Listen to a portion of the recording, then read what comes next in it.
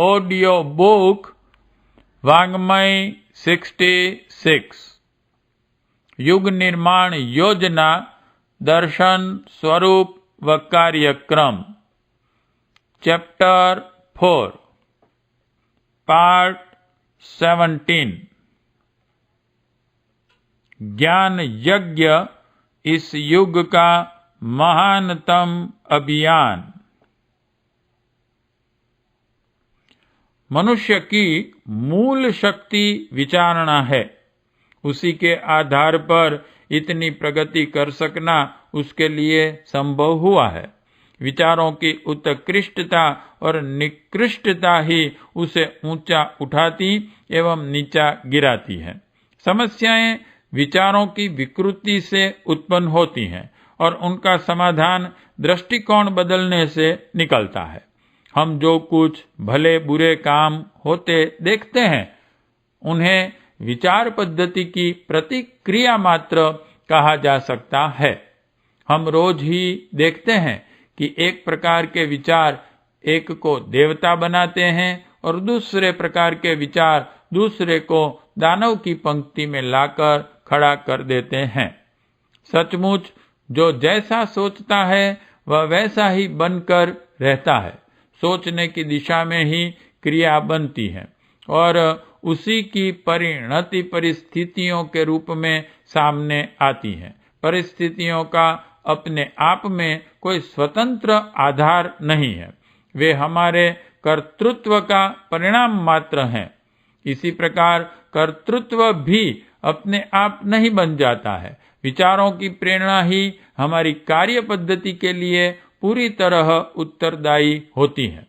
इस तथ्य को समझ लेने पर ही आज की मानवीय समस्याओं का कारण और निवारण ठीक तरह समझा जा सकता है। खेद है कि अब तक इस प्रकार का चिंतन नहीं के बराबर हुआ है। जो हुआ है उसको महत्व नहीं दिया गया। हमारे मूर्धन्य व्यक्ति इतना भर सोचते रहे हैं कि शासन तंत्र के माध्यम से सुविधा साधन बढ़ा देने से मनुष्य सुखी रहने लगेगा और अपनी उलझनें सुलझा लेगा। पर देखते हैं कि वह मान्यताएं गलत सिद्ध होती चली जा रही हैं।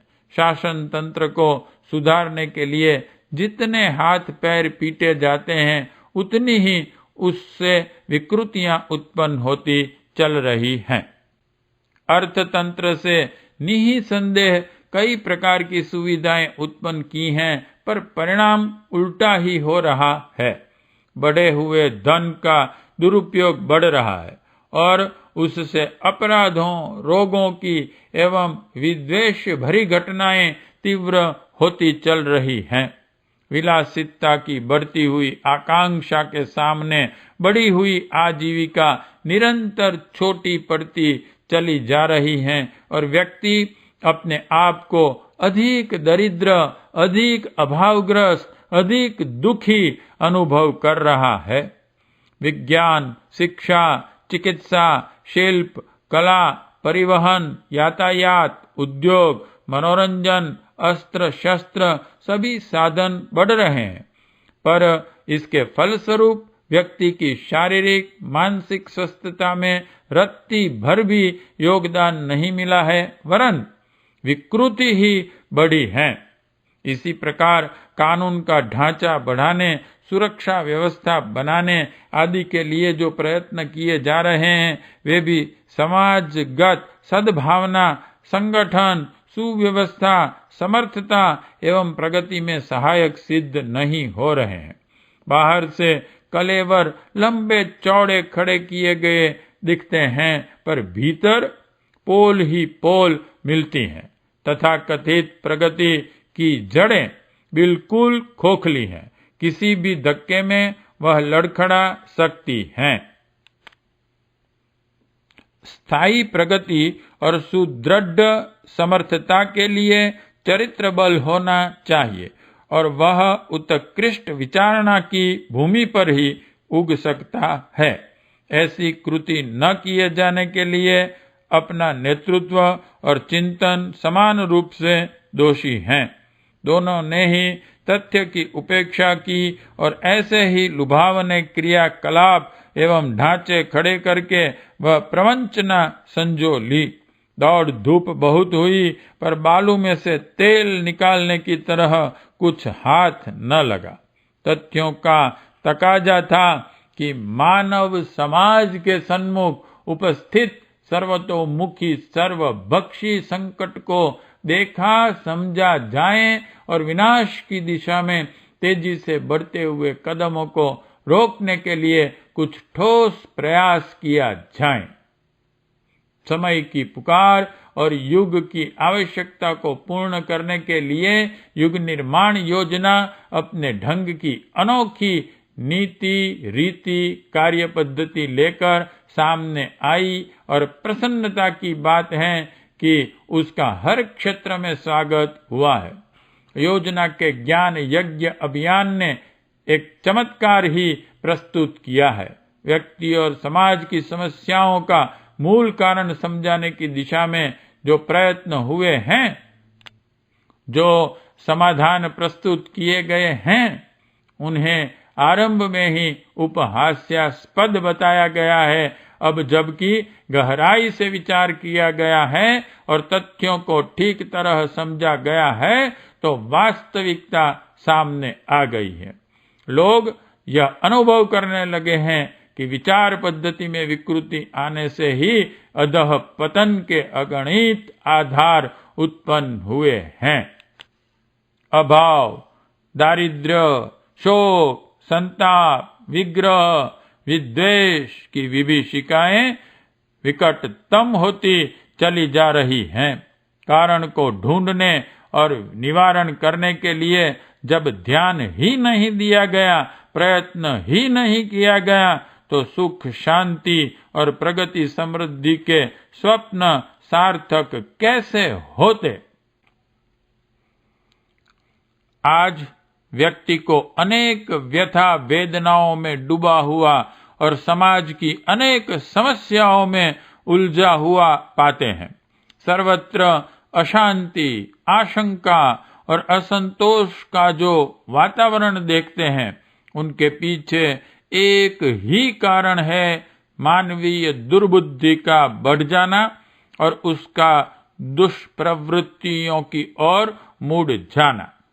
यदि यह प्रवाह रोका जा सके, लोगों को उच्च आदर्शवादिता की रीति नीति समझाने के लिए तैयार किया जा सके, तो परिस्थितियां बिल्कुल उलट सकती हैं। जो क्षमता आज विघटनात्मक अनीतिमूलक क्रियाकलापों में लगी हैं, वे यदि उलटकर सृजनात्मक और सद्भाव संवर्धन में लग जाएं, तो देखते देखते जादू की तरह सारी परिस्थितियों का कायाकल्प हो सकता है। वर्तमान नारकीय वातावरण देखते देखते स्वर्गीय सुषमा में बदल सकता है। धन संपदा और साधन सुविधाएं बढ़ाकर मानवीय सुख शांति बढ़ाने के प्रयत्नों में दूसरे लगे हुए हैं, वह सराहनीय है, पर हमें सोचना यह है कि दुर्बुद्धि का वर्तमान क्रम यदि इसी तरह चलता रहा, तो कुबेर की तरह संपत्ति और इंद्र की तरह साधन बढ़ जाने पर भी दुर्बुद्धि के रहते विपत्तियां ही बढ़ेंगी। सद्बुद्धि ही अभावग्रस्त जीवन को भी सुख शांति से भरपूर रख सकती हैं। इसलिए इस महत्वपूर्ण तथ्य की ओर दूसरों का ध्यान नहीं है, उसे अपने हाथ में लेना चाहिए और दुर्बुद्धि के उन्मूलन एवं सद्बुद्धि के संस्थापन में प्राणपण से जुट जाना चाहिए।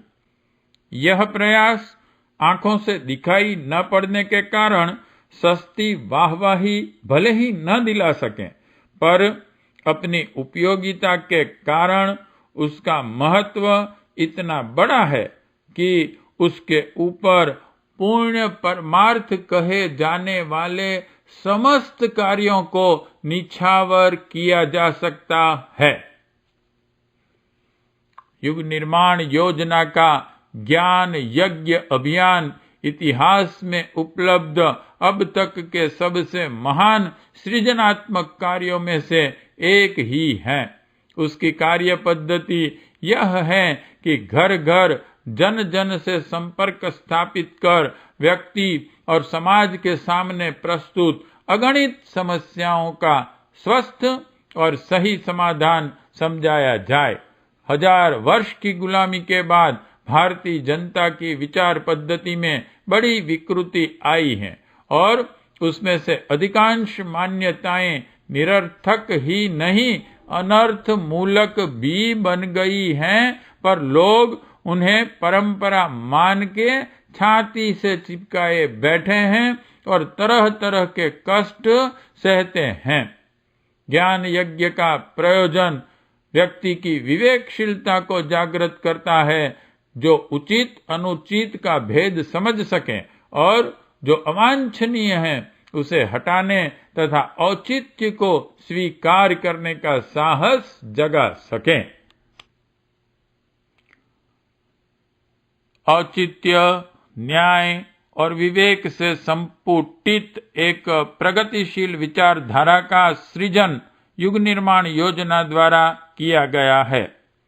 अत्यंत प्रखर प्रकाश से परिपूर्ण व्यक्ति और समाज की हर समस्या का महत्वपूर्ण हल प्रस्तुत करने वाला अत्यंत सस्ता साहित्य प्रचुर मात्रा में प्रकाशित किया जाता है। ज्ञान यज्ञ का एक भाग यह सृजन है जिसे केंद्र द्वारा देश की हर भाषा में प्रचुर परिणाम में लिखा और छापा जा रहा है। दूसरा भाग उसका प्रसार है। भावनात्मक नवनिर्माण का महत्व समझने वाले हर विचारशील व्यक्ति को इसके लिए आमंत्रित किया गया है। प्रसन्नता की बात है कि ऐसे परमार्थ प्रेमियों की संख्या दिन दिन बढ़ती जा रही है और वे अपने समय तथा साधनों का एक अंश नियमित रूप से लगाने लगे हैं कि घर घर जाकर जन जन से संपर्क स्थापित करें और उनकी मनोभूमि तथा आवश्यकता को देखते हुए नव निर्माण का वह सृजनात्मक साहित्य पढ़ने को दें जो छोटे छोटे ट्रैक्टों, विज्ञप्तियों एवं अखंड ज्योति युग निर्माण पत्रिका के रूप में उपलब्ध हैं। जो पढ़े नहीं हैं उन्हें सुनाने का कार्यक्रम करना होता है, क्योंकि देश में 80% लोग अशिक्षित हैं, इसलिए सुनाना भी इस देश में पढ़ाने से भी अधिक आवश्यक है। ज्ञान यज्ञ के होता उद्गाता वे लोग हैं जिन्होंने जनमानस में विचार परिष्कार के सर्वोपरि परमार्थ का महत्व समझ लिया है और उसके लिए कुछ अनुदान नियमित रूप से देते रहने का व्रत धारण कर लिया है।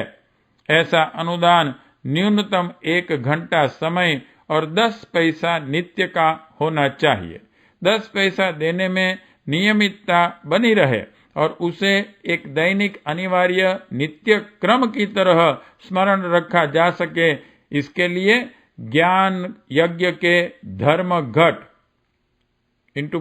गुल्लकें पैसे जमा करने के लिए बना दिए गए हैं। उन्हें पूजा की वेदी पर स्थापित करना होता है और 10 पैसे नित्य उसमें डालने पड़ते हैं। ताला कुंजी उसमें रहने से महीने पर या जब आवश्यकता पड़े तभी उसे खोला जा सकता है।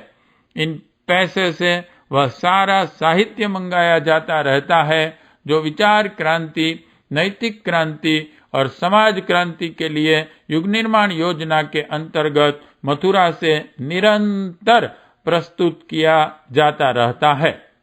इस प्रकार एक घरेलू पुस्तकालय बनता चला जाता है जिसे हर घर की सच्ची संपत्ति कहना चाहिए। 1 घंटा समय का अनुदान इसलिए है कि 20 पैसा रोज देकर जो साहित्य उपलब्ध किया गया है उसे अपने घर के परिवार के हर सदस्य को नित्य थोड़ा थोड़ा कर पढ़ाया सुनाया जाया करे तथा पड़ोसी मित्र परिचित संबंधी जो भी अपने प्रभाव तथा परिचय क्षेत्र में आते हैं उन्हें इस साहित्य से परिचित कराने, महात्म्य समझाने, रुचि उत्पन्न करने और पढ़ाने के लिए बार बार संपर्क स्थापित किया जाता रहे। जिनमें थोड़ी सी भी विचारशीलता है उनके साथ किया हुआ परिश्रम सफल भी होता है। जो लोग यह पढ़ने सुनने में रुचि लेने लगते हैं उनमें से अधिकांश को इस प्रखर विचारधारा से प्रभावित होना पड़ता है और वे उस प्रकाश की जीवन में उतारने तथा अपने संपर्क क्षेत्र में फैलाने का साहस भी करते हैं। उस प्रकार भावनात्मक नवनिर्माण की, विचार क्रांति की वह पूर्ण प्रक्रिया दिन दिन आगे बढ़ती चली जाती है। 1 घंटा समय और 20 पैसा नित्य ज्ञान यज्ञ के लिए नियमित रूप से देने का व्रत लेने वाले भावनाशील लोगों को युग निर्माण योजना का सदस्य माना जाता है और उन्हीं का संगठन इस प्रकार अभियान के अतिरिक्त शतसूत्री रचनात्मक एवं संघर्षात्मक कार्यक्रमों को हाथ में लेकर भावनात्मक नवनिर्माण के पूर्ण प्रयोजन को आगे बढ़ाता है। हर सदस्य को कम से कम 10 व्यक्तियों तक इस विचारधारा के प्रसार का प्रयत्न करना पड़ता है, इसलिए कि 10,000 कर्मठ सदस्य 1 लाख को निरंतर प्रभावित प्रोत्साहित करते रह सकते हैं। यह प्रक्रिया चक्रवृद्धि ब्याज के क्रम से बढ़ती हुई 4-5 छलांगों में भारत को ही नहीं सारे विश्व को अपने प्रभाव क्षेत्र में ले सकती हैं, ले भी रही हैं। जोला पुस्तकालय ज्ञान यज्ञ का महत्वपूर्ण कार्यक्रम है।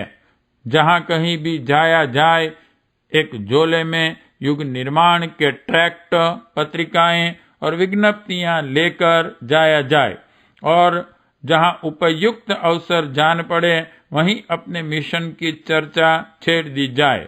जितना परिचय साहित्य के माध्यम से कराया जा सकता हो कराया जाए। लोगों के घरों पर जाकर पुस्तकें देना और फिर जाकर वापस लाना ऐसा क्रम है जिससे किसी को भी प्रभावित और आकर्षित किया जा सकता है। जोला पुस्तकालय अपने नगर में सारे शिक्षित समाज को इस विचारधारा से परिचित और प्रभावित कर सकता है। इतना ही नहीं, वह रेल मोटर के सफर, प्रवास या जहां भी जाया जाए साथ रह सकता है और इन चिंगारियों को कहीं भी बिखेरता रह सकता है। वे अवसर पाकर कहीं भी अनीति एवं अविवेक का उन्मूलन करने में प्रचंड दावानल की भूमिका संपादित कर सकता है। जहां संभव हो वह पुस्तकालय धकेल गाड़ी के रूप में चलाया जा सकता है। उनके द्वारा लोगों को पढ़ाने की यह चीजें दी जाती रहें और जिन्हें पसंद आए उन्हें बेची भी जा सकती हैं। इस तरह उस कार्य में लगे व्यक्ति को थोड़ी आजीविका भी मिल सकती है और वह इस अति उपयोगी कार्य में लगा रह सकता है। सेवाभावी लोग अवैतनिक रूप में भी यह चल पुस्तकालय चलाने में अपना योगदान दे सकते हैं। ज्ञान यज्ञ देखने सुनने में छोटी बात लगती है, पर उसकी संभावनाएं उतनी विशाल हैं कि यदि ठीक तरह इस अभियान को चलाया जा सका तो विश्वास है कि लोक मानस में विवेकशीलता और सत्प्रवृत्तियों की गहरी स्थापना संभव हो सकेगी और नए युग के अवतरण का स्वप्न साकार किया जा सकेगा। युग निर्माण योजना ने ज्ञान यज्ञ अभियान के अंतर्गत जनमानस को झकझोर कर रख दिया है।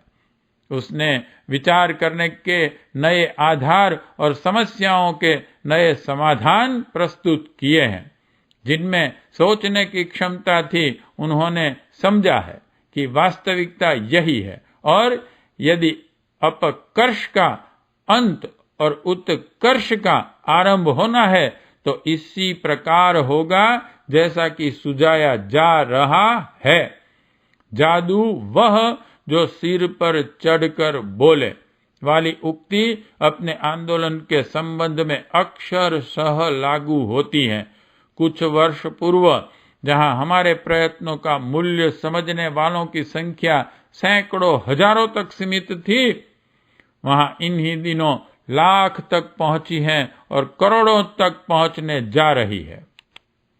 मात्र विचारों की प्रशंसा ही नहीं हुई, उसका समर्थन भी जोरों से हुआ है, और समर्थन भी नपुंसक नहीं रहा, वरन उसमें सक्रियता इतनी मात्रा में उत्पन्न हो गई कि कार्यकर्ताओं और सहयोगी की एक बड़ी श्रृंखला कार्यक्षेत्र में उतरती चली आ रही है। अब अपना ज्ञान यज्ञ मात्र प्रचार तंत्र नहीं रहा, वरन एक समर्थ आंदोलन के रूप में अपनी जड़ जमा ली है, और लगता है कि जिन दिनों सर्वत्र ध्वंस की प्रक्रिया चल रही है, उन्हीं दिनों सृजन के रचनात्मक आधार लेकर इस नव निर्माण का क्रम भी अनुगामी होता चला आ रहा है। आश्चर्य नहीं वह अगले दिनों इतना प्रबल हो जाए कि ध्वंस की उद्दंडता सृजन की सार्थकता के आगे ठहर न सके। यह भी संभव है कि लोग ध्वंस की अनुपयोगिता जाने और सृजन के लिए पूरी शक्ति के साथ जुट पड़े। ऐसी संभावनाएं दिन दिन अधिक उज्जवल और प्रखर होती चली आ रही है। यह देखकर किसे संतोष न होगा।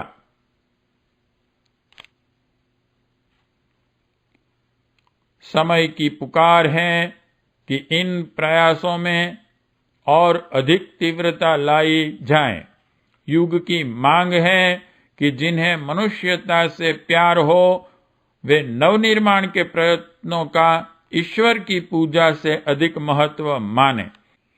धर्म, दर्शन और अध्यात्म की चुनौती है कि जिनमें इस उत्कृष्टता की प्रकाश किरणें सचमुच विद्यमान हों, वे युग परिवर्तन के लिए धरती पर देवत्व का अवतरण संभव करने के लिए अन्य मनस्क होकर चिन्ह पूजा करते हुए नहीं, भगीरथ प्रयत्नों में जुटे हुए दिखाई पड़े।